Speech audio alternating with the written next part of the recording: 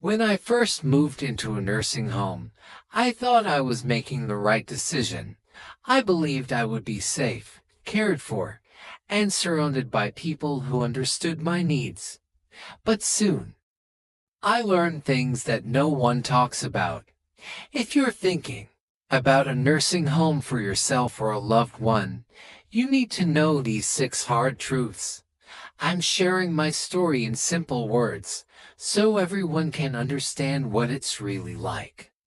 Asterisk, you lose a lot of independence. One of the biggest shocks was how much independence I lost. In my own home, I could wake up when I wanted, eat what I liked, and go outside anytime. In the nursing home, there are schedules. You eat at certain times. You sleep at certain times. Even bathing happens on a set day. I didn't feel in control anymore. People mean well, but the system doesn't let you live the way you used to.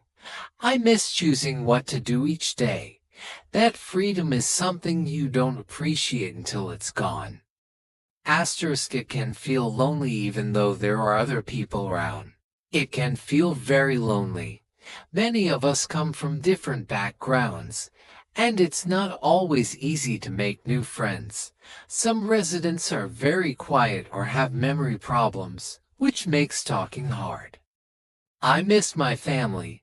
Visits were short and not often enough. The staff is busy, so they don't always have time to sit and chat. I found myself spending hours without real conversation. Loneliness in a place full of people is a strange feeling. Asterisk, the food isn't what you'd hope for at first. I thought meals would be a highlight, but many times the food was bland, cold, or just not what I liked. We had limited choices. If you don't eat pork or are vegetarian, it can be tough. Sometimes meals came late or didn't meet dietary needs. Special diets are often not followed strictly. Food might seem like a small thing, but when it's your main event of the day, it matters a lot. Good food lifts your mood. Bad food makes the days feel long. Asterisk, staff shortages affect everything. The people working in nursing homes are often kind and hardworking, but there just aren't enough of them. This means help can be slow. You might wait a long time to get assistance, to use the bathroom, or to be taken to meals. If you're sick, delays can be scary. Staff are overworked and tired, which affects their patients and quality of care. They want to do more, but they just can't. This is not their fault. It's the system, but it means residents suffer. Asterisk, medical care isn't always prompt or personal. I expected that living in a nursing home would mean quick access to doctors or nurses, but care often feels rushed. Doctors visit only sometimes, and it's hard to ask questions when they do. If you have pain or changes in your health, it might take time before anyone notices. Some staff don't recognize the signs of serious problems. You may have to speak up often to get the help you need. For older people who are quiet or confused, this can be dangerous.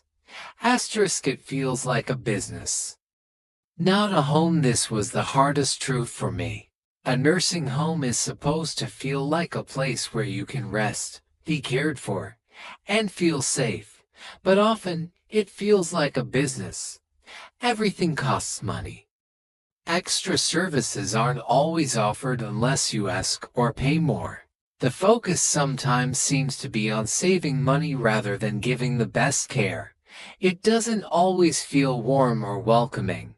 The rules, the paperwork, the way things are done. It all reminded me that this was not truly a home. It was a facility. More reflections. Despite these truths, I understand why some families choose nursing homes. They don't always have a choice. Taking care of an elderly person at home is very hard. Sometimes it isn't safe or possible. And not all nursing homes are the same. Some are better than others. Some staff go above and beyond to make life easier, but the problems are real, and they need to be shared. I started writing in a notebook to help deal with my feelings. That notebook became this story. I want others to understand what it feels like. Maybe if enough people read this, things can improve. What can be done? Families should visit often. Ask questions. Watch for signs that something is wrong. Don't assume everything is okay just because your loved one says so. Many older people don't want to complain. Nursing homes should hire more staff and train them well. They should listen to residents and families. Meals should be made with care. Little things, like allowing residents to pick their clothes or decorate their rooms, make a big difference. And as a society, we need to do better. Older people deserve respect, kindness, and comfort. They built the world we live in. They should not be forgotten. Final thoughts. If you are thinking about moving into a nursing home or helping someone else make that choice, take time to ask real questions. Visit often. Talk to people who live there. Look for signs of good or bad care. Trust your gut. I hope my story helps you see what many don't talk about. Nursing homes can offer safety and help, but they also come with hidden costs to the heart and soul. Know the truth. Prepare the best you can. And never stop caring. After I faced all these truths, I had to find ways to cope. I started small. I made a habit of taking daily walks in the garden, even if it was just a few minutes. That helped me feel less trapped. I also began writing letters to my old friends and distant family members. Some wrote back, and that made me feel connected again. I also learned how important it is to speak up. I used to be quiet, afraid of bothering anyone.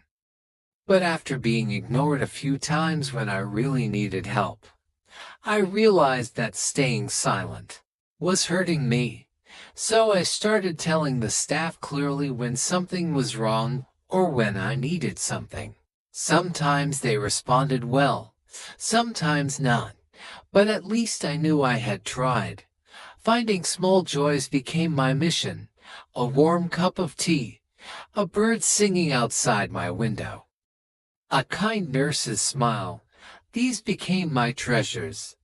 I also began listening more to others. Some of the other residents had powerful stories, even if they could barely speak. One lady used to be a teacher. Another was a nurse in the war. Just sitting and listening made me feel part of something bigger. Over time, I learned how to make the best of the environment. I rearranged the furniture in my small room to make it feel more personal. I put up family photos and brought in a blanket from home. I started attending some group activities. Even though I was shy, bingo wasn't really my thing, but it was a place to sit with others and feel less alone. I made it my goal to learn every staff member's name.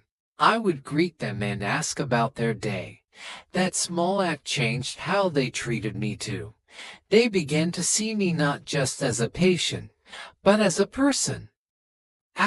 One of the hardest parts was missing my family. I know they love me, but life is busy. Couldn't visit often, but I learned to make the most of the time we did have. I stopped using our visits to complain or list problems. Instead, I shared memories, asked about their lives, and tried to laugh together. That made visits more joyful. I also asked them to bring me small things that made me feel at home. My favorite snacks, a soft scarf, books I loved. These simple gifts brought big comfort. Keeping my mind sharp became another goal. I started reading more. I wrote down my thoughts. Asked staff to help me get books from the library. When I couldn't read, I listened to the radio or music. I also practiced recalling happy memories.